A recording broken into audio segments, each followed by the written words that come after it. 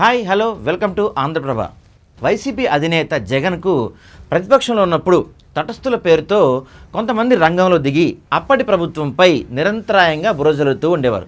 వారంతా జగన్కు సన్నిహితులే అని అందరికీ తెలుసు. అయినా సరే తటస్థుల ముసుగులో ప్రభుత్వం బురద జల్లడం చేసేవారు, ఊహకు అందని ఆరోపణలు చేసేవారు. అయితే ప్రస్తుతం జగన్కు వీరంతా హ్యాండ్ ఇచ్చారని సమాచారం.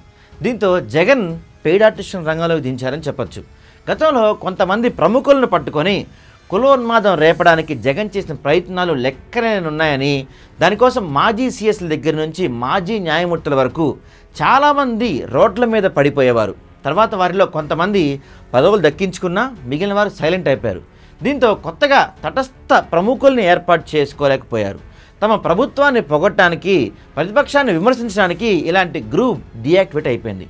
గతంలో తమ కోసం పనిచేసిన వారిని రంగంలో దించాలన్నా వారు కూడా ముందుకు రావటం లేదు. అనంతపురంలో మాకిరెడ్డి అనే ఓ స్వయం ప్రకటిత మేధావి ఉండేవారు.